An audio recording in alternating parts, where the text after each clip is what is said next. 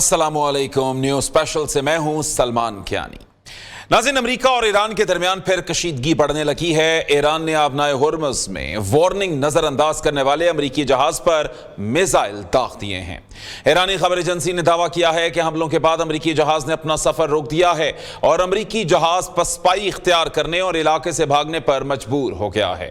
ईरानी पासदाराने इनकिलाब ने अमेरिकी सदर को वाज़ेह पैगाम दिया है कि ट्रंप को नामुमकिन जंग या खराब डील में से किसी एक का इंतखाब करना होगा। दूसरी जानिब अमेरिका ने पहली बार ईरान के खिलाफ हाइपरसोनिक मिसाइल्स तैनात करने पर गौर शुरू कर दिया है। ब्लूमबर्ग की रिपोर्ट के मुताबिक सेंटकॉम की जानिब से डार्क ईगल मिसाइल को मशरिक़ वस्ता भेजने की तजवीज़ दी गई है। अमेरिका और ईरान के दरमियान लड़ाई बढ़ रही है या सिर्फ लफ्जी गोलाबारी जारी है? आबनाए हुर्मुज़ पर कब्जे की ख्वाहिश क्या दुनिया को तीसरी आलमी जंग की तरफ धकेल सकती है? और सबसे अहम सवाल ये कि क्या आबनाए हुर्मुज़ पर अमेरिका कंट्रोल हासिल कर सकता है?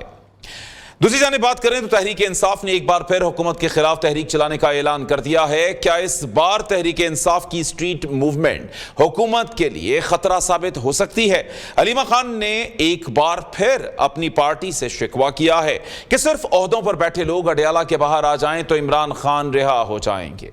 ओहदों पर बैठे लोग अडयाला क्यों नहीं पहुंच रहे? क्या तहरीक इंसाफ के ओहदों पर बैठे लोग कॉम्प्रोमाइज्ड हैं या हुकूमत से लड़ लड़ कर थक चुके हैं? बात की जाए हुकूमत की मुआशी पॉलिसियों की तो वो पॉलिसीज गरीब दुश्मन क्यों साबित हो रही हैं? ये बात दुरुस्त है कि अमेरिका ईरान जंग के असरात पूरी दुनिया पर पड़ रहे हैं, लेकिन पाकिस्तान में पेट्रोलियम मसनूआत की लेवी पर मुसलसल इजाफा क्यों हो रहा है? तरक्याती बजट पर कट लगाकर हुकूमत आवाम को रिलीफ क्यों नहीं दे रही? सवालात बहुत से हैं। इनके जवाबात के लिए अपने मुअज़्ज़ज़ पैनल की जानिब बढ़ते हैं। हमारे साथ मौजूद हैं अब्दुल्ला गुल साहब, चेयरमैन जवानान पाकिस्तान, उनके साथ साथ परवेज संधेला साहब, रहनुमा मुस्लिम लीग नून, और नईम हैदर पंजोता साहब, रहनुमा तहरीक इंसाफ। तो सबसे पहले गुफ्तगू का आगाज करते हैं। हमारे साथ मौजूद हैं अब्दुल्ला गुल साहब। अब्दुल्ला गुल साहब, बहुत शुक्रिया आपके वक्त का। अब्दुल्ला साहब, एक दोबारा से हम वो रविश देखते हैं कि अमेरिका की कि जहां पर एक दफ़ा फिर से अमेरिका अपनी हठधर्मी में थोड़ा आगे की जाने फिर सफ़र शुरू करता है, लेकिन वहीं पर उसको जवाब मिल जाता है और उसके बाद वो पीछे जाता है। तो क्या इन तमाम वाक़यात को अब बेस बनाकर क्या खित्ते को दोबारा से जंग के शोलों की जाने भेजने की या उसमें जंग के शोलों में दोबारा से धकेलने की कोशिश हो रही है?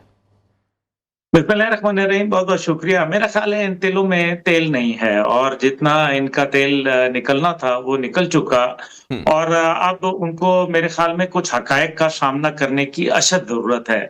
उसकी सबसे बड़ी वजह यह है कि इसके असरात मेरे ख्याल में किसी ने कैलकुलेट नहीं किए थे कि ये दुनिया के अंदर कितने भयानक असरात इसके मुरतब होंगे। अब खास तौर पे आप देखें कि जब चाइना ने अपनी टी पॉट जो उनकी रिफाइनरीज हैं उनके ऊपर जब पहले अमेरिका ने एक के ऊपर पाबंदी लगाई, उसके बाद जब उन्होंने शैंगली पेट्रोलियम्स के ऊपर पाबंदियां लगाई और 4 मजीद जो टी पॉट उनकी रिफाइनरी थी उनके ऊपर पाबंदी लगाई, तो उसके बाद चाइना ने बड़ा वाज़ेह दो टोक मौक़िफ़ इख्तियार किया। और पहली बात यह है कि उन्होंने अपनी जो इंडस्ट्री थी उसको कहा कि आप ईरान से तेल लेते रहें और कोई प्रॉब्लम नहीं है उस सिलसिले के अंदर, और हम किसी की जो पाबंदी है उसको परवाह नहीं करते। दूसरी जानिब उन्होंने ये कहा कि अगर दुनिया ने इस किस्म की हरकतें की तो फिर पेट्रो डॉलर की जगह युआन के अंदर हम डीलिंग करना शुरू कर देंगे और डॉलर डी डॉलराइजेशन की तरफ दुनिया को धकेल देंगे।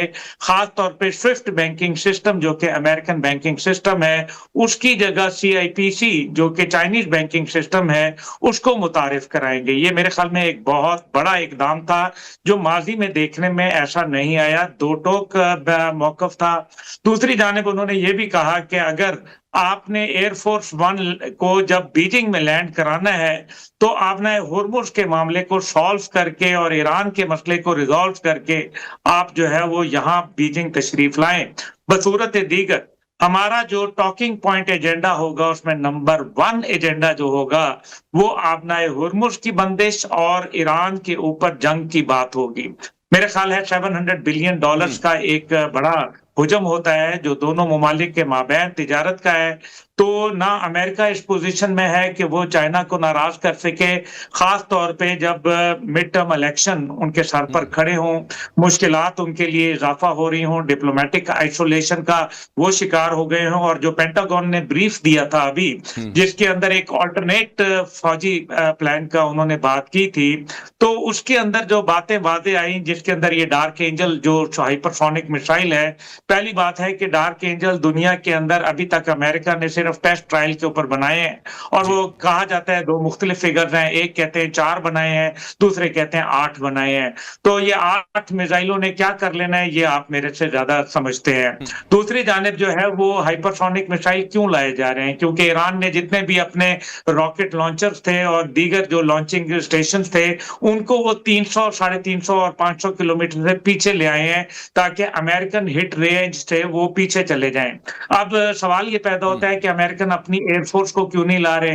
एयरफोर्स को इसलिए नहीं ला रहे क्योंकि एयरफोर्स के जरिए उन्होंने जो इकदाम किए, उसके अंदर उनको F-15, F-35, KC-135, C-3 और दीगर 8 जैसे जहाजों को नुकसान उठाना पड़ा। अब जो जहां तक बात ये आ जाती है कि आप कहें कि जी अभी मजीद जंग के लिए, तो मैं आपको पेंटागन का बता रहा था कि पेंटागन ने ये कहा कि जी हमारे पास एक ऑल्टरनेट मिलिट्री प्लान है, जिसके ऊपर मेरे ख्याल में वहां ये सवालात उठ गए, जो वहां मौजूद लोग थे, जिन्होंने ये कहा कि जनाब आपका तो प्लान पहले 48 घंटे का भी था, उसके अंदर क्या नतीजा निकला, ये 40 दिन के अंदर जो आप हासिल नहीं कर सके, ये अगले 2-4 दिन के अंदर या एक हफ्ते में आप कैसे करेंगे, और इसके लिए बजट कहां से लाएंगे। $100 बिलियन आप पहले ही खर्च कर चुके हैं। बिल्कुल ठीक हो गया, बिल्कुल ठीक हो गया सर। इस हवाले से आपका पॉइंट आ गया है। मैं प्रोग्राम को आगे बढ़ाना है और खासतौर पर आपसे आपने हुर्मुज़ के हवाले से यह बात भी करनी है कि ईरान की जानिब से कहा गया कि तमाम दुनिया मिलकर भी उसको नहीं खुलवा सकती है। लेकिन उससे पहले परवेज संधेला साहब हमारे साथ मौजूद हैं और उनके साथ साथ नईम हैदर पंजोता साहब भी हैं। तो परवेज संधेला साहब से गुफ्तगू का जो है आगाज करते हैं, खासतौर पर सियासी डिस्कशन के ऊपर थोड़ा सा हम आगे बढ़ते जाएं। तो जी बहुत शुक्रिया परवेज संधेला साहब। परवेज साहब, हुकूमत की पॉलिसीज आखिरकार अवाम दुश्मन क्यों साबित हो रही हैं कि गो के तमाम दुनिया में महंगाई तो हो रही है, लेकिन ऐसे में लेवी बढ़ाना, बार बार बढ़ाना और इसमें आम आदमी का ख्याल ना करना, तो हुकूमत आखिर ये सब कुछ करने पर क्यों मजबूर है? आपने मुझसे सवाल किया, आपकी आवाज कट गई थी सवाल में। परवेज संधेला साहब, मैं रिपीट करके आपकी आवाज पता नहीं इंटरनेट कैसे कुछ आवाज आप तक पहुंच रही है, आवाज क्लियर? जी अभी आई है, अभी आई है, प्लीज। बस यही जानना चाह रहे थे कि हुकूमती पॉलिसीज जो हैं वो अवाम दुश्मन क्यों साबित होती हैं, कि लेवी जो है खासतौर पर जब एक टैक्स की बात की जाती है तो जहां पर रिलीफ मिलना चाहिए लोगों को कि हुकूमत बताए कि हम जो है वो आपके लिए हैं, आपके लिए ही सोचते हैं, लेकिन वहां पर सारे मामलात चले इंटरनेशनल। तो हमने देखा कि पेट्रोलियम मसनूआत की प्राइसेस जाती हैं, लेकिन लेवी भी बढ़ाई जा रही है। यूं लगता है कि अवाम का इस वक्त कोई पुरसाने हाल ही नहीं। देखिए, पहली बात तो यह है कि एक तरफ तो आप इस सवाल का जवाब खुद ही दे रहे हैं कि इस वक्त जो इंटरनेशनल हालात हैं उसकी वजह से पूरी दुनिया में आप देखें, जरा यूरोप और अमेरिका की तरफ झांक कर देखें, आपको यहाँ पर जो 60-70 साल पुरानी एयरलाइंस हैं वो सिर्फ इसलिए बंद कर रही हैं कि वो अपना जो कैरियर है, वो जो एयरलाइन है वो अपना इसको कैरी ऑन ही नहीं कर सकती। फिर यहाँ पे देखें कि हजारों की तादाद में फ्लाइट जो है वो कैंसिल हो रही हैं। पेट्रोल की प्राइस जो है यूरोप में या पूरी दुनिया में तकरीबन डबल से ज्यादा हुई है। इन तमाम चीजों को देखते हुए अगर आप ये समझते हैं कि वहां पे लेवी नहीं बढ़ाई होगी, वहां पर पेट्रोल की प्राइस नहीं बढ़ाई होगी, देखिए हम एक जिम्मेदार कौम है, हमें इस बात की, मेरे ख्याल में मैं पिछले टीवी टॉक शो में भी कह रहा था कि लोगों को इस बात की समझ है। अगर देखें 2 दिन के बजाय 3 दिन छुट्टी हुई है, पब्लिक ट्रांसपोर्ट यूज करने के लिए फ्री ऑफ कॉस्ट दी गई हैं, या बहुत सारी दूसरी तकरीबात कैंसिल की गई हैं, हुकूमत ने अपनी 60% गाड़ियां जो है वो सील की हैं, बंद की हैं, वज़रा की तनख्वाहें ख़त्म की हैं, तो ये वो हुकूमत के स्टेप हैं जो मेरे ख्याल में अवाम में पसंद किए गए और अवाम ने खुद भी इस पर बहुत ज़्यादा अमल दरामद कराया। मुश्किल वक्त है ना कि सिर्फ पाकिस्तानी अवाम के लिए बल्कि दुनिया भर में, अगर देखा जाए तो दुनिया भर की अवाम के लिए। आप देखें कि कुवैत जो है, कुवैत 90% GDP उसकी अपनी पेट्रोल पे चलती है। एक बूंद जब से शुरू हुई है वो नहीं बेच पाए, 90%। उनकी जो जीडीपी है वो अपने पेट्रोल पे है। तो दुनिया में इस वक्त मसाइल हैं, वहां पर पाकिस्तान भी इस वक्त जो है वो उसमें जाहिर है पाकिस्तान भी उसी में आता है, और शायद यही वजह है कि वो पाकिस्तान इसके लिए पूरी कोशिश कर रहा है, ना कि पाकिस्तान बल्कि इस खिते को, पूरी दुनिया को इन मसाइल से निकालने के लिए, और उसके लिए पाकिस्तान अब जामन भी है। देखें आज एक ये बाद में हादसा हो गया, सुबह एक अच्छी खबर आई थी कि अमेरिका ने कि ईरान का वो जहाज जो पकड़ा था वो पाकिस्तान के हवाले कर दिया, और फिर वो आगे ईरान के हवाले करने जा रहे थे, फिर पाकिस्तान के रास्ते एक्सपोर्ट हो रही है ईरान के अंदर, उस पर भी अमेरिका ने वेलकम किया था। तो जहां पर अच्छी चीजें हो रही हैं वहां पर कोई ऐसा हादसा होता है जिससे दोबारा फिर चीजें वहीं पे जीरो पे चली जाती हैं। लेकिन हमारी पूरी कोशिश है, लेवी जो है वो आपके कंट्री को चलाने के लिए बहुत सारे, देखें गवर्नमेंट के कितने एक्सपेंडिचर हैं जो आपके लेवी से चलते हैं।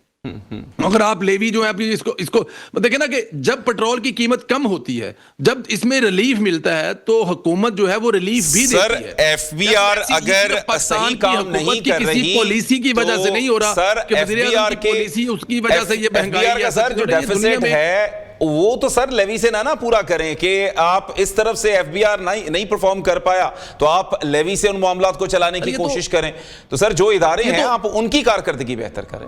सर ये तो आपका कहना है, ये आपका मौकफ है ना, लेवी से वो तुम्हारे अखराजात जो पूरे किए जा रहे हैं, ये तो आपका मौकफ है ना, जरूरी नहीं कि आपका ये मौकफ ठीक हो। इस वक्त जब मैं देखे ना पूरी दुनिया में इस वक्त पूरी दुनिया इस वक्त मुश्किलात में है, तो सिर्फ पाकिस्तान तो मुश्किलात में है नहीं है। या ये बता दें कि पाकिस्तान के वज़ीर आज़म जो हैं उन्होंने पहले से ज्यादा डबल तनख्वाहें कर दी हैं, उन्होंने गाड़ियां जो हैं वो डबल कर दी हैं, अपने जो एक्सपेंडिचर हैं पहले से ज्यादा डबल या बढ़ा दी हैं हुकूमत के। ऐसा तो है नहीं है, वो तो आप खुद भी देख रहे हैं। देखिए पीएसएल बड़ा कामयाब इवेंट हुआ है, बिल्कुल ठीक है, पॉइंट आ गया। पीएसएल के इवेंट के पूरे मैच बगैर तमाशाइयों के किए गए, इससे बड़ी और आप क्या मतलब कि अपने लोगों का इम्तिहान ले रहे हैं, अपना भी इम्तिहान ले रहे हैं। बिल्कुल ठीक हो गया, पॉइंट आ गया।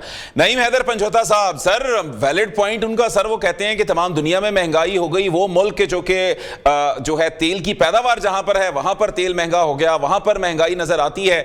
तो सर आप क्यों वावेला करते हैं सर? बहुत शुक्रिया, बड़ी नवाज़िश से आपने मौका दिया। ज़ाहिरी बात है जी, उन्होंने अपनी जो उन्हें समझ आता है उन्होंने उस हिसाब से देना है, और जो मुझे ठीक लगता है या मैं देख रहा हूँ या मेरी एंगल या मेरा नुक्ता नज़र मेरा उनसे मुख्तलिफ है। बिल्कुल देखें, बात सिंपल है कि शहबाज शरीफ साहब ने जब ये बात की थी कि इमरान खान साहब अगर 100 रुपए के ऊपर भी पेट्रोल कर दें तो हुकूमत को फिर भी फ़ायदा होगा, जबकि उस वक्त जो है कोरोना था और आलमी मंडी के अंदर जो इस वक्त रेट है इससे ज़्यादा रेट था। लेकिन इमरान खान साहब के 150 पेट्रोल के ऊपर जो है वो ईंटें बांधना या मोटरसाइकिलों के ऊपर सवार होके साइकिल के ऊपर सवार होके कहना कि अब तो जी साइकिल की नौबत आ गई है और पूरी कौम साइकिल पर चढ़ गई है, उस वक्त वो कहा जाता था कि देखें जी हमें आवाम की फ़िक्र है, हम आवाम के फ़िक्रमंद हैं और हमें बड़ी तकलीफ़ है। लेकिन आज जब बात की जाती है कि पेट्रोलियम लीवी की मद के अंदर, टैक्सेस की मद के अंदर जो आप पैसा बटोर रहे हैं वो ना बटोरें, उसको आप माफ़ कर दें। इमरान खान साहब ने भी तो माफ़ कर दिया था, जब यूक्रेन के साथ जंग हुई थी तो इमरान खान साहब ने हर किस्म के जितने टैक्सेस थे वो ख़त्म कर दी थी और कहा था आवाम को रिलीफ दूंगा। अभी भी देखें ना, बात की जाती है कि आलमी मंडी के अंदर जो है रेट बढ़ा है तो पूरी दुनिया के अंदर कीमतें जो हैं वो बढ़ी हैं, तो इंडिया जो है वो इस वक्त 100 से नीचे वहाँ पेट्रोल है। इसी तरह वहाँ तेल लगा लें बांग्लादेश के अंदर तो वहाँ भी कुछ 125 के करीब है। तो बाकी ममालिक के अंदर जो है इस कदर कीमतें नहीं बढ़ी, आपने क्यों बढ़ा दी? अब तीसरी बात यह है कि इन्होंने कहा जी कि जो FPR है या जो आप डेफिसिट कह रहे हैं कि उन्होंने कलेक्शन नहीं की और वो कलेक्शन जो है टैक्सेस की यहाँ पूरी की जा रही है, जो टारगेट्स हैं वहाँ यहाँ पूरे किए जा रहे हैं। देखें, ये जुमला जो आपने बोला है ये आपका जुमला नहीं है, ये जुमला बोला है इस वक्त के जो वज़ीर आज़म बनाए गए हैं, जिस तरह भी बनाए गए हैं, वज़ीर आज़म साहब शहबाज शरीफ साहब की तरफ से ये जुमला बोला गया। उन्होंने कहा जी कि FBR जो है वो 15,000 अरब रुपए जो है उसने कम वसूल किया, तो लिहाजा ये कोताही आपकी है, FBR आपके अंडर आता है, क्योंकि असल मसला ये है कि माफिया जो है उससे कलेक्शन नहीं होती। आम आदमी की जेब, उसने प्याज लेना है, उसने टमाटर लेना है, उसने मिर्चें लेनी है, उसने कपड़े लेने हैं, उसने जूते लेने हैं, उसने घर बनाना है, उसने ईंट लेनी है, उसने पत्थर लेना है, उसने टीवी लेना है, उसने मोबाइल लेना है, उसने कोई चीज़ लेनी है, उसके ऊपर टैक्सेस हैं। लेकिन जो माफिया है उसको कोई पकड़ नहीं है, और जब तक ये टैक्स का जो सिस्टम है, जब तक ये कलेक्शन ठीक नहीं होगी, हाथ नहीं डाला जाएगा, तो तब तक जो है मामला नहीं सुधरने वाला। अब दूसरी तरफ आप देखें तो जो इस कीमत है, इस कीमत से पूरे पाकिस्तानी अवाम के ऊपर कितना असर पड़ा है, हर चीज का रेट कहां पहुंच गया है। और अगर ये जंग का ये बहाना बनाया जाए कि जंग हुई है और आज रेट बढ़े हैं, तो जंग से पहले के भी आप उठा के देख लें, जिसमें 21 साल की बुलंद तरीन सतह पे बेरोजगारी, जो 50% अवाम गुर्बत की लकीर के नीचे, 41 साल का रिकॉर्ड आपकी सरमायाकारी जो है कमी का तोड़ चुकी है, 48 साल की खरीद के अंदर कमी आई है, तो वो रिकॉर्ड तो इससे पहले भी है। चलें, ठीक हो गया। परवेज सिंधेला साहब, जहां पे एक सवाल बिल्कुल एक वैलिड पॉइंट उनकी जानिब से आया है और सवाल बनता है इस पर कि हम तो सालिस हैं, हम तो जो है इस वक्त दुनिया में अमन लाने की कोशिशें कर रहे हैं, लेकिन हमारा पेट्रोल हमारे हमसायों भारत और बांग्लादेश से ज्यादा महंगा है, तो हमें सालिसी की कुछ ना कुछ तो इस हवाले से रिवॉर्ड मिलना चाहिए था कि हमारे लिए कुछ बेहतरी होती यहां पर और हम कम से कम उनसे तो बेहतर परफॉर्म कर रहे होते मुआशी हवाले से और लोगों को रिलीफ देने के हवाले से। सर देखें, जो हिंदुस्तान में पेट्रोल सस्ता होने की वजह है ना, उसकी एक तो छोटी सी चीज़ आप ज़रा ये मत भूलें कि हिंदुस्तान जो है वो रॉ पेट्रोल ख़रीद रहा है और उसके पास रिफंड लगी है, जिसके बाद वो अपने मुल्क में बेच रहा है। तो ये उसको एक एडवांटेज है, कितना उसने स्टोर किया हुआ, कितना उसके पास है और कितना वो मजीद मतलब यूक्रेन या जहाँ से भी वो ले रहा है, एक तो ये नहीं भूलना चाहिए। और हमारे यहाँ ऐसी कोई सहूलत मौजूद नहीं है। अल्हम्दुलिल्लाह, अल्लाह पाक का शुक्र है, सऊदी अरब के मिल के साथ मिलकर ग्वादर में हम ये करने जा रहे हैं और अल्लाह करे ये नजर बद से बचे और अल्लाह करे ये वज़ीर-ए-आज़म शहबाज शरीफ साहब की हुकूमत में ये काम हो जाए, ताकि आने वाले वक्त में जब कोई ऐसा प्रॉब्लम है या कोई ऐसा मसला है तो हमारी इस पे कोई मसाइल या प्रॉब्लम ना हो। और दूसरा, वज़ीर-ए-आज़म मियां मोहम्मद शहबाज शरीफ साहब जो हैं वो जब उनकी हुकूमत अपना मकसद पूरा कर रही होगी तो उनका टारगेट है कि इस मुल्क में 30% गाड़ियां जो है वो इलेक्ट्रिक पे चलें जी, ताकि ये जो आने वाले दौर में एक बहुत बड़ा प्रॉब्लम है या जो मसला है उससे हमारी जान छूट सके।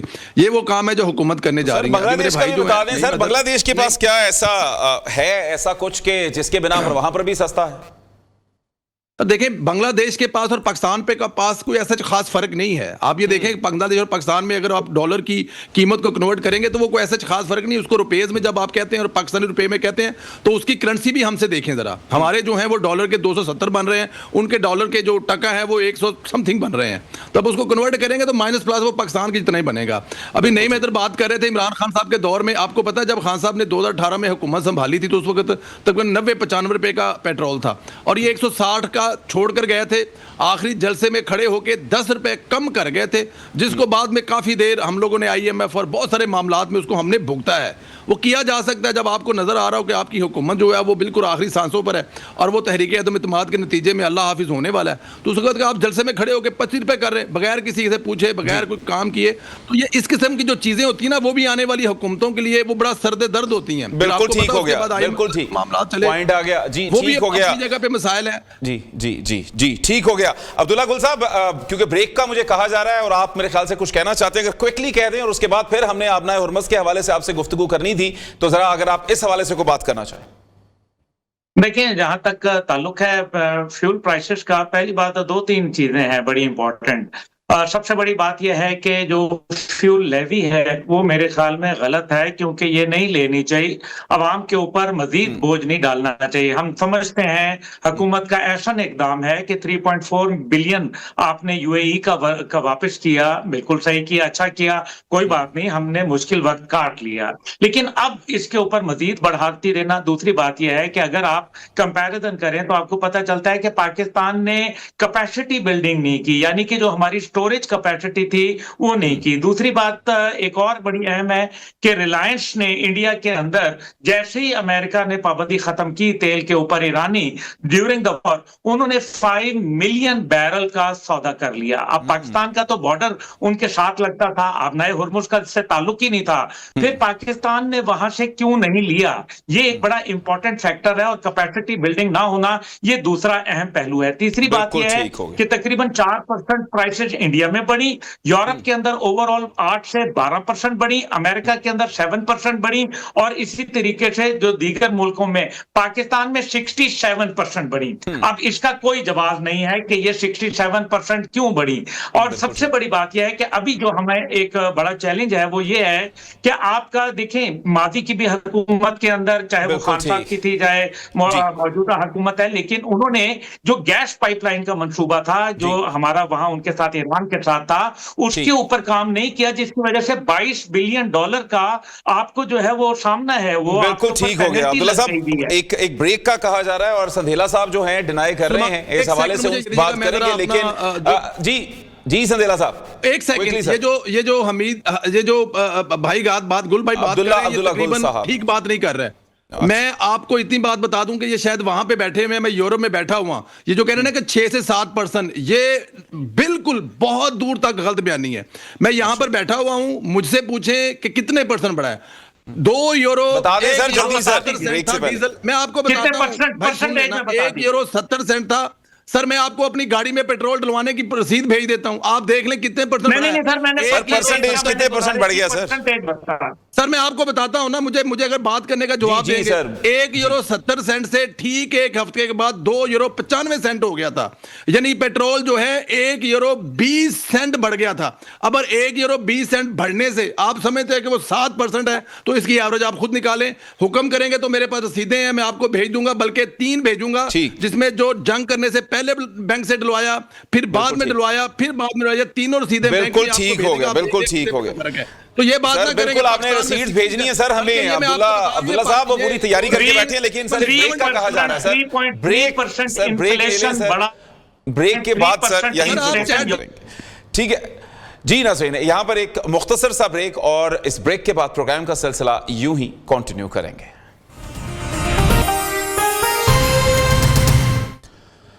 वेलकम बैक नाज़रीन, प्रोग्राम के सिलसिले को आगे बढ़ाएंगे। हमारे साथ मौजूद हैं नईम हैदर पंजोता साहब, उनसे गुफ्तगू करेंगे। नईम हैदर साहब, सर क्या वजह है, अब तो हमने देख लिया कि एक दफ़ा नहीं बहुत दफ़ा ये रिक्वेस्ट कर चुकी जो हैं इमरान खान साहिबा की हमशीरा कि जो हमारे करता धरता हैं, जो टिकट के ऊपर मुंतखब हुए हैं वही आ जाएं। वो क्यों नहीं आते सर? क्यों ऐसा यूं लगता है, तासुर ये जाता है कि शायद ये सारी लीडरशिप कॉम्प्रोमाइज? बहुत दफ़ा हैं जी, और इंशाअल्लाह ताला कल आप देखेंगे कि भरपूर तरीके से तमाम लोग पार्टिसिपेशन करेंगे। वहाँ बहुत ज़्यादा लाकानूनियत की जाती है, लोगों को उठाया जाता है, मुकदमों में गिरफ्तार किया जाता है और लोगों की गाड़ियाँ तक पकड़ ली जाती हैं जो दी नहीं जाती।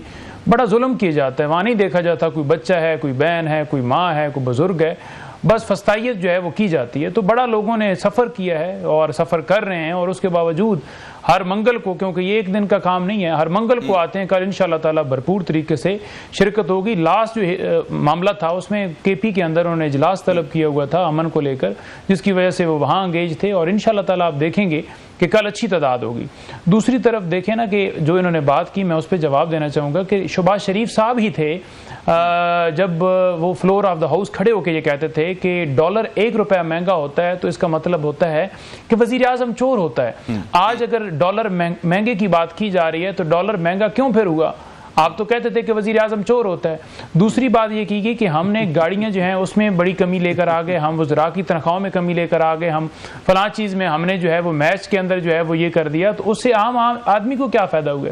क्या आम आदमी को 250 का पेट्रोल मिला है? क्या आम आदमी को 250 का डीजल मिला है? क्या किसान को, मजदूर को, हर बंदे को जो है 250 का मिला है? तो रेट तो वही है। जब आपके पास ज़ख़ीरा भी है, जब आपके पास स्टोरेज भी है, शॉर्टेज भी नहीं है, तो फिर रेट क्यों ज़्यादा है?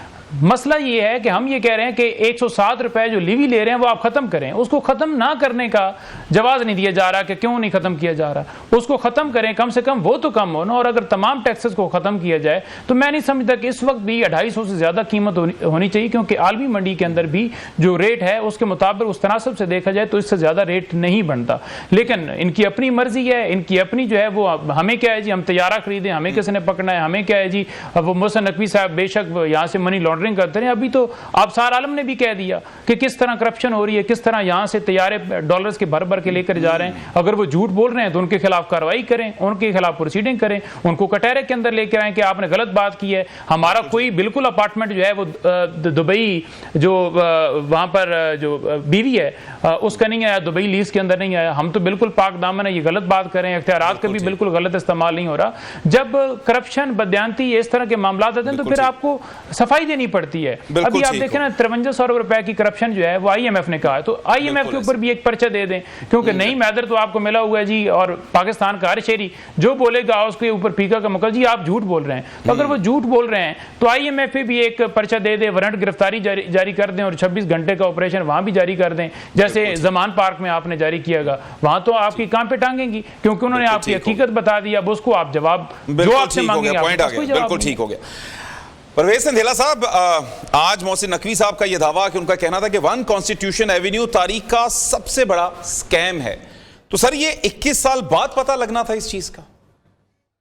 जी बिल्कुल, मैं तो इस पे वही स्टैंड लूंगा जो आपका स्टैंड है या यहाँ पे बैठे हुए तो दूसरे दोनों दोस्तों का है कि इस पे जिसने भी इस पे गलत किया है, जिसने भी इस पे धोखा किया है, जिसने भी इस पे फ्रॉड किया है, वज़ीर साहब ने कमेटी बनाई है और जो मुतासरीन हैं उनको बिल्कुल पैसे मिलने चाहिए, जो उनकी मौजूदा वैल्यू बनती है, जो उन्होंने उस वक्त पेड की है, जिन्होंने पेड की है। क्योंकि यहाँ पे बहुत सारे दोस्त जो हैं वो शायद बुरा मना जाएंगे, क्योंकि उनके लीडर ने जो 7 करोड़ वाला है वो 1 करोड़ का फ्लैट खरीदा था, तो हो सकता है उनको 1 करोड़ के बदले वो मिले मौजूदा वैल्यू में, लेकिन जिन्होंने पूरे पैसे दिए और उनके पैसे वहाँ पे मौजूद हैं। दूसरी ये बात है कि मेरे ख्याल में एक काम और भी करना चाहिए वज़ीर साहब को, मेरी तो गुजारिश है उनकी पार्टी का रुकन होने के नाते भी, कि जो इस दरमियान में ये सब कुछ करते रहे हैं ना, उनको जरूर सामने लाना चाहिए। फिर वो जिन्होंने अपने और अपने दोस्तों के और उस वक्त के वज़ीर आज़म के फ्लैट वहां होने की वजह से उसको लीगल करार दिया था, जो होटल बनने के नाम पर फ्लैट शुरू किए गए थे, मतलब बनने होटल था वहां पे 5 स्टार, और इसीलिए बहुत सारे लोगों ने वहां पे लिए कि 5 स्टार होटल बनेगा,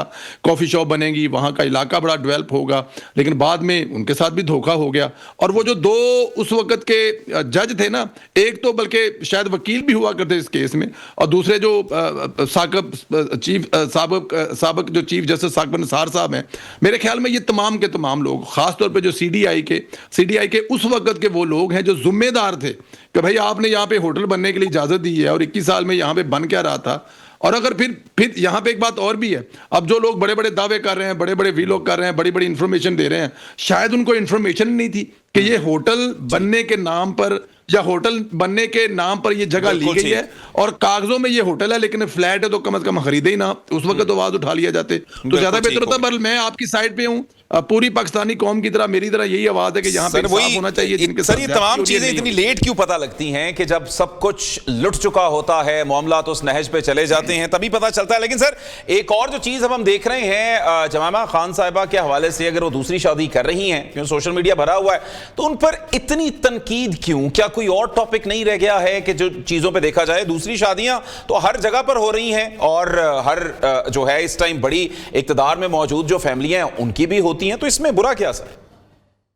बिल्कुल कोई बुरा नहीं है, ना मैं बुराई समझता हूं। मैं जिस जगह पे रह रहा हूं पिछले 31 साल से, इसके कल्चर में वो माशाल्लाह 12 महीने के साथ किसी के साथ अंगेज थी, किसी के साथ रह रही थी, किसी के साथ उनका ताल्लुक था। इस कल्चर में बिल्कुल वो कोई बुराई नहीं समझी जाती। और अगर वो 52 या 53 की एज में शादी करने जा रही है तो ये भी इस कल्चर में कोई बुराई नहीं समझी जाती। लेकिन होता पता है क्या है, मैं सोशल मीडिया में से उन पर तनकीद करने वाला नहीं हूं, पहली बात तो ये है। दूसरी बात यह है कि जो तनकीद कर रहे हैं ना, वो तनकीद आपको पता है, क्योंकि वो पाकिस्तान तहरीक इंसाफ अपने हर लीडर के बारे में, अपने हर उस चीज के बारे में हाई बड़ी क्रिएट कर लेते हैं। उनको पता आप बड़ा ऊपर जाके बिठा देते हैं, तो फिर वो जो उनकी चीजें होती हैं उसको लोग लाके ट्वीट करते हैं। बट मेरे ख्याल में ये उनका जाती फेल है। अगर वो शादी कर रही हैं तो ये उनका राइट है, हक है, जिस कल्चर में रह रही हैं उसके मुताबिक वो ठीक कर रहे हैं, इस पर किसी को इतराज नहीं होना चाहिए। इसे इमरान खान पहले 3 शादियां कर चुके हैं। जब उन्होंने बुशरा बीबी से शादी की, लोगों को इतराज होगा, लेकिन मेरा ख्याल है उनकी अपनी मर्जी है। अगर बुशरा बीबी ने दूसरी शादी की है, इमरान खान ने की, उसमें किसी को क्या प्रॉब्लम हो सकता है? मेरी नजर में कोई मसला नहीं है। जो वो कर रही है ठीक कर रही है, ये उनका जाती फेल है, वो अल्लाह माफ करे। बिल्कुल ठीक हो गया। यानी कि ये है कि इमरान खान साहब पर तनकीद होनी चाहिए, चाहे किसी भी वजह से हो। लेकिन चलें, इसी पर मजीद बात करेंगे, लेकिन एक क्विक ब्रेक का कहा जा रहा है। ब्रेक के बाद प्रोग्राम का सिलसिला यूं ही जारी रखेंगे।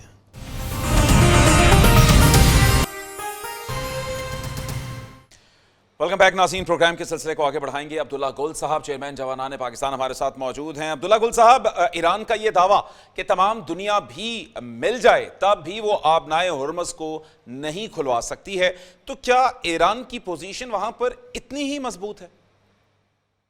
देखिए, ईरान की पोजीशन तो मजबूत है। जब तक कि उनके पास एक मिसाइल, एक ड्रोन मौजूद है, तब तक आबनाए हुर्मुज़ गैर महफूज है। खुलवाना मेरे ख्याल में एक जरा फर्क टर्मिनोलॉजी है, लेकिन आबनाए हुर्मुज़ को आप ये कह सकते हैं गैर महफूज, क्योंकि अगर एक ड्रोन है, एक मिसाइल है, तो नतीजा ये है कि वो जहाज के ऊपर हमला करेगा, जहाज वहां नहीं जाएगा। जो प्रोटेक्शन एंड लायबिलिटी क्लब है, P&L क्लब, वो उनकी इंश्योरेंस नहीं करेगा। इंश्योरेंस नहीं करेगा तो कोई भी जहाज बगैर इंश्योरेंस के जाएगा नहीं। ये है वो पीछे जो मेरे ख्याल में बात जिसको वो ये कहना चाहते हैं। हाँ, पूरी दुनिया ने मिलकर कोशिश की और शायद इसी वजह से यूरोप के अंदर जो 22 अप्रैल को बैठक हुई, जिसके अंदर तकरीबन 30 ममालिक के एक्सपर्ट्स बैठे, जिसको यूके और फ्रांस ने हेड किया, उसके अंदर यही बात निकली कि हम जब तक के मामलात रिजॉल्व नहीं होते diplomatically between Iran and America, तब तक जो मैरीटाइम सिक्योरिटी है वो हम प्रोवाइड नहीं करेंगे।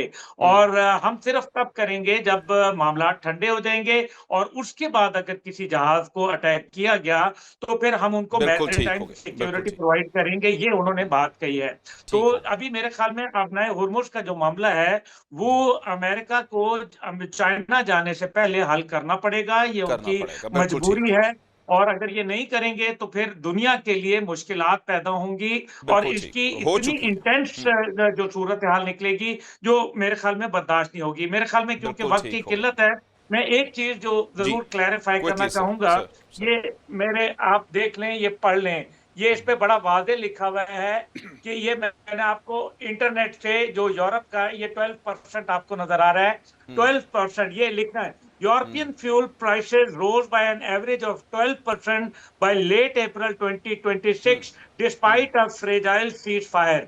ये मैं नहीं कह रहा, ये आपका ये बकायदा बिल्कुल ठीक यूरोपियन हो गया। रिपोर्ट कह रही है। तो मैंने कहा ये मैं पढ़ा दूं, ठीक क्योंकि हो गया, हो सकता पूछ है लेते कि हैं हम तो परवेज यूरोप संदेला में साहब नहीं से। रह रहे। हाँ, परवेज संदेला साहब, हम तो आपने यूरोप में देख नहीं लिया, रह रहे, अब्दुल्ला गुल साहब ने हमारे तो पास पूरी इतनी रिसर्च फैसिलिटी नहीं करके है कि जवाब हम दे रहे हैं। यूरोप में रहें।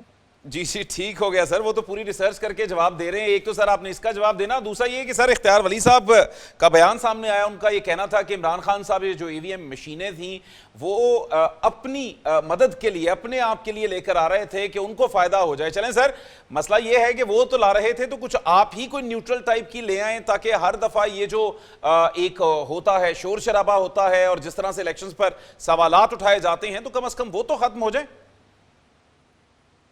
अच्छा देखिए, पहली बात तो ये है कि मेरा जो अब्दुल्ला गुल भाई से कोई झगड़ा नहीं है। वो जो कह रहे हैं वो अपनी सर वो भी आर्ग्यूमेंट ही कर रहे हैं इस हवाले से अपना। मेरा भी आपके साथ, मैं आपका बड़ा एहतराम करता हूं, मेरे मेरा भी भाई कोई आपसे हैं, नहीं। जी मेरे बड़े भाई, हम इनसे बहुत सीखते हैं, बट मैं तो आपको अपना दुख बता रहा हूँ जो मेरे साथ हुआ है। अब वो जो बता रहे हैं शायद वो भी ठीक बता रहे हैं। जो मैंने मतलब 1 यूरो 20 सेंट महंगा पेट्रोल डलवाया पर लीटर डीजल, तो मैं भी ठीक कह रहा हूँ। मैं उस पर क्यों गलत बयानी करूंगा? मैंने तो जो प्रैक्टिकली मेरे साथ बिल्कुल हुआ, मैंने दुरुस्त कह आपको रहे वो हैं बताया। चलें सर, इस पे तो तो आ गया बाकी सर, जो वो आगे कह सर। रहे हैं वो बात करें जी अच्छा। आपकी, हम इज्जत करते हैं। देखिए, बात यह है कि जो कह रहे हैं ना अपना इख्तियार वली खान साहब कह रहे हैं वो जी। बिल्कुल ठीक कह रहे हैं।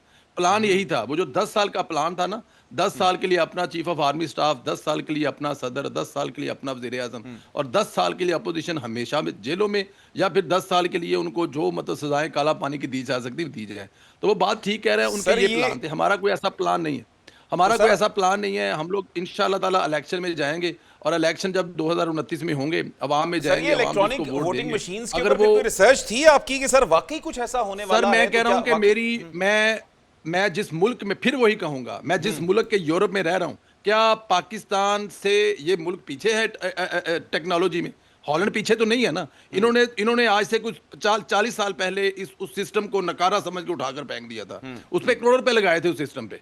देखिए, सबसे आसान काम तो है ही उसमें। वो एंडो पे जो इलेक्ट्रॉनिक मशीनें ले आएंगे, उसके पीछे कोई ना कोई बैठा सॉफ्टवेयर चला रहा होगा। आप जिस पे मर्जी अंगूठा रखें, वो तो और भी ज्यादा आसानी हो जाएगी। उसको तो कोई शायद चैलेंज भी नहीं कर सकेगा। हिंदुस्तान में ये चलता है, आप देख ले, वहां पर हर साल यही लड़ाई झगड़ा रहता है। तो ये जो आपका मैनुअल वोट डालने वाला सिलसिला है, सरकार दुनिया का बेस्ट है। ये आज भी, मैंने अभी रिसेंटली 2 हफ्ते पहले यहाँ पे बल्दियाती इलेक्शन में वोट डाला है। मैं, मेरे घर पे वोट आया, मैं जाके डाल के आया हूँ। तो बिल्कुल ठीक। इसमें कौन सा इतना बड़ा मसला है? बिल्कुल फिर आप ये ठीक हो देखें गया, कि बिल्कुल आप ठीक हो गया, सर। जिनको अभी तक जायज कैश से पैसे निकालने नहीं आते, जिनको अभी तक ठीक। बहुत सारे मसाइल, अभी तक हम बहुत पीछे हैं। इंशाल्लाह वो वक्त आएगा, हमारी कौम जो है, एक बिल्कुल एक ठीक। फर्द पढ़ा लिखा होगा उस वक्त ये पॉइंट मशीनें आ नहीं गया आएंगे, सर, वोट भी बिल्कुल डाले पॉइंट आ गया। लेकिन पंजोता फिलहाल साहब से वो पूछ ठीक लेते कह हैं रहे हैं सर। कि वो खान साहब अपने लिए ला रहे थे, कौम के लिए नहीं ला रहे थे। अच्छा ठीक, पंजोता साहब देख लें, उन्होंने तो बात ही खत्म कर दी। वो कहते हैं कि जनाब ये जो मैनुअल तरीका है वो सबसे बेहतर है। सर आपने तो सदा रहने का प्लान बना लिया था इसके सूरत में सर। देखें, अख्तियार वली साहब मेरे साथ प्रोग्राम के अंदर मौजूद थे जब ये गुफ्तगू कर रहे थे, और मंसूर साहब ने पूछा उनसे कि आप बताइए कि आपको कैसे ये पता चला, किसने रिसर्च की, कैसे आपको आइडिया हो। कहते जी मेरी अपनी रिसर्च है। उन्होंने कहा जी कैसे आपकी रिसर्च है कि वोट जो है वो आपने बेशक नवाज शरीफ लीग को डालना है या पीपल्स पार्टी को डालना है, तीर पे डालना है तो निकलने बल्ले क्या है। उन्होंने कहा जी मैंने रिसर्च की और उसके मुताबिक जो है ना यही होना था, तो इसलिए हमने मुस्तरद की। तो मैंने प्रोग्राम के अंदर ही कहा, फिर दोबारा कह देता हूं कि आप एक मशीन बना लीजिए और उस मशीन के जरिए आप वोटिंग करा लीजिए। हम इस बात पे एतबार करेंगे कि मशीन के अंदर जो वोट है वो हम डालते हैं और उसका रिजल्ट जो है फ्री एंड फेयर आ जाए, बस ठीक है। उसके मुताबिक जो जीतेगा वो जीत गया, जो हार गया वो हार गया। अगर इमरान खान साहब ने 10 साल का मंसूबा बनाया होता तो उसको ईवीएम की जरूरत नहीं थी। जो तरीकाकार आपने किया है, जो तरीकाकार आपने अडॉप्ट किया है, वो तरीकाकार अडॉप्ट करता और चुप करके बस 2-4 बंदे राजी करता और कहता जी बस ठीक है, जैसे आप कहेंगे हम चलते रहेंगे, जैसी आपकी पॉलिसी होगी हम चलते रहेंगे। और जो हुआ फॉर्म 45 को फॉर्म 47 के अंदर जैसे तब्दील किया, वो जो है वो इमरान खान का तो नहीं था, वो प्लान आपका था और आप वो चाहते हैं और आपने एक्सटेंशन लिए, आपने सारे मामला, आपने ताहियात इस्तिस्ना लिए और आप इसको कंटिन्यू करना चाहते हैं। मुझे एक छोटी सी बात बताइएगा, ये उस मशीन की बात कर रहे हैं कि उस मशीन में कोई फ्रॉड नहीं होगा। आपको याद हो सेनेट का इलेक्शन हुआ था, वहां पर उस वक्त की जो अपोजिशन थी उसके कितने अरकान थे और हुकूमत के 20 अरकान कम थे। और जब वोटिंग हुई थी तो उसके बाद जब वोटिंग गिनती हुई थी तो हुकूमत के, इमरान खान की हुकूमत के ज़्यादा हो गए थे और जो अपोजिशन के रियल में ज़्यादा थे, नज़र आ रहे थे, वो उनके कम हो गए थे। तो ये ऐसे जादूगर हैं, ऐसे जादूगरों से आप ये बात कर रहे हैं कि ये मशीनें ठीक चलाएंगे, ना करें। नहीं भाई, क्या बात कर रहे हैं आप, मतलब ये तो बड़ी स्टैंडर्ड मैं ये कह रहे हैं आपको सबको पता है कि कैसे मनियां लगी और इरानी हुकूमत को उठाया गया। मैं तो ये कह रहा हूं कि ईवीएम मशीन आप बना दें और जब आप ईवीएम मशीन बना देंगे तो हम कहते हैं हम उस ईवीएम मशीन को कबूल करते हैं। ओवरसीज का वोट इन्होंने इसलिए काटा क्योंकि उनको पता था कि 99% लोग इमरान खान के साथ हैं। अब वहां क्या इशू था, वहां भी यही इशू था क्योंकि इनको पता है कि लोगों ने इनको वोट नहीं देना। इसी तरह आप देख लें कि 25 साल की जो स्कीम आई है कि 25 साल से कम लोग बाशऊर नहीं होते, उनके अंदर शऊर नहीं होता, तो लिहाजा 25 साल से नीचे वाला वोटर नहीं हो सकता, 25 साल से ऊपर वाला होगा। भाई आप 60 साल से ऊपर लेकर चले जाएं, बेशक जितना मर्जी आप कर लें, वोट इमरान खान का ही निकलेगा क्योंकि लोग उससे मोहब्बत करते हैं।